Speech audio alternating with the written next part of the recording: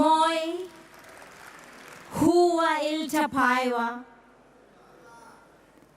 Today, I'm very humbled to stand here in front of you and talk about brain-injured patients in this 21st century. Do you know what is their state in this 21st century when men have gone to Moon and Mars? So we have really advanced for the humanity's good to save our energy, time, money. But I want you to see where the brain damaged patients are. They are living with disability and handicap in this 21st century. And I feel it's time that we take them out, bring them out from darkness to light. You might say that why the hell I use these words, that they need to come out of the darkness to light. So please see for yourself in this slide and you will understand what I mean to say that they need to be brought out from darkness to light. Marie?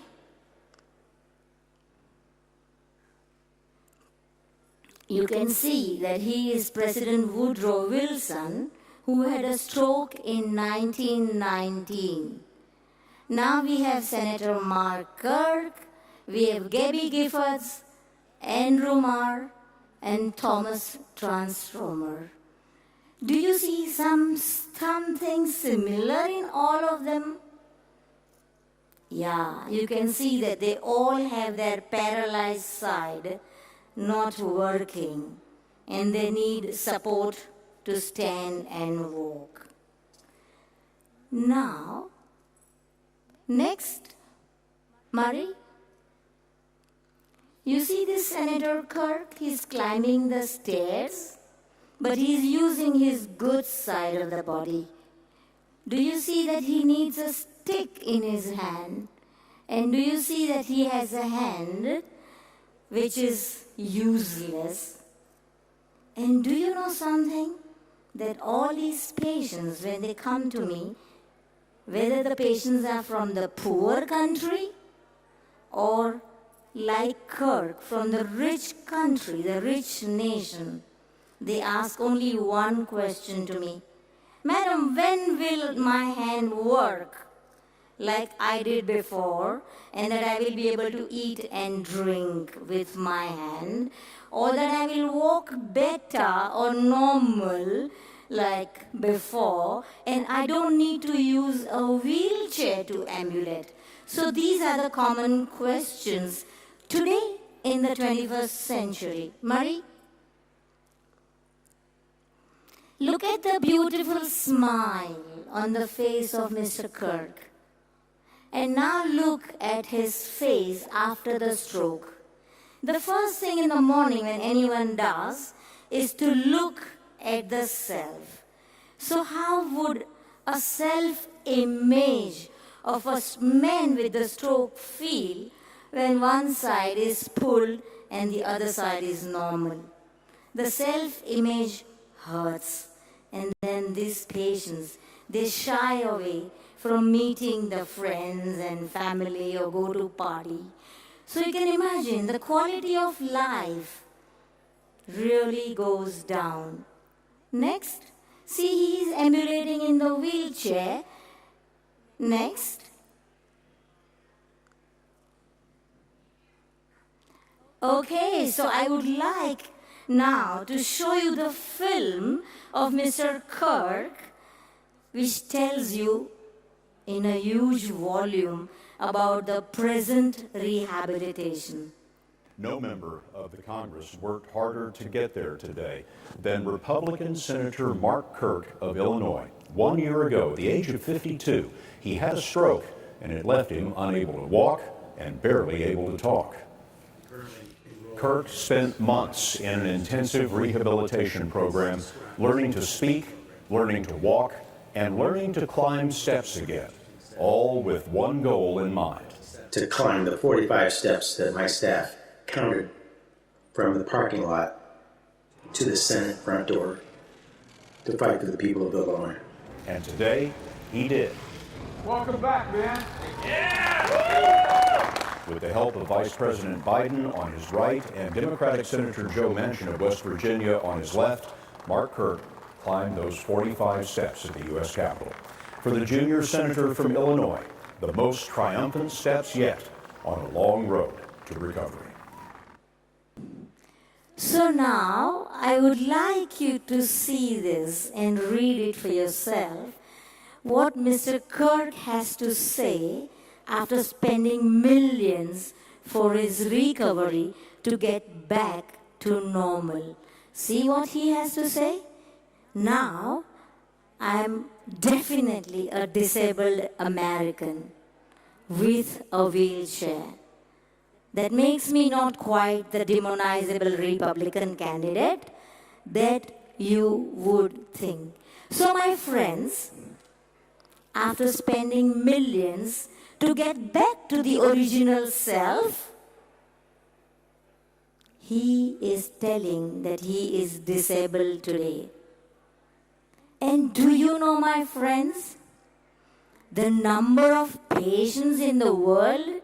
For example, the world is 7 billion. 1% of the population is suffering from brain damage. That means 70 million brain damaged patients in the world. And if they all have to get disabled, can you imagine the kind of human resource loss that we have?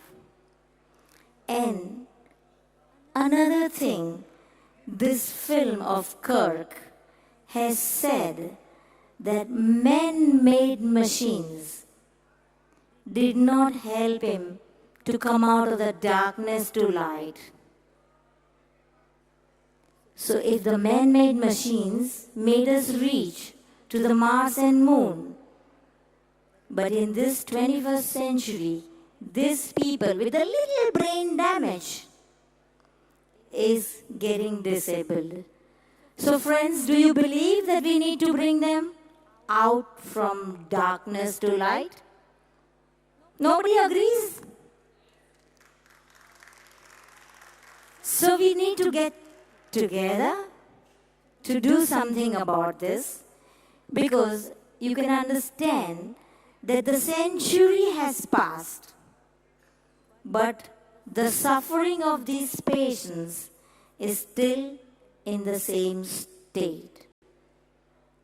Can you believe that if these patients can get back to their pre-morbid state, you will wonder, is it possible? If it does not happen in 100 years, how can it just happen? But friends, yes, it's possible. But before I tell you how to make it possible, let me tell you about myself. My own journey from darkness to light. Because when I got into this field, I didn't like it at all. It was so negative environment with the belief that nothing can be done about them. I didn't like it. And I was still forced to be in that field. When the stroke patients started coming to me, I felt like crying because I didn't know anything. We were just taught to deliver some technique, and we saw that the patients were not improving. We were only teaching them how to get on with the life in spite of the stroke and the disability. Then I put myself in the shoes of the patients and I asked myself, Rajul, would you accept this kind of life?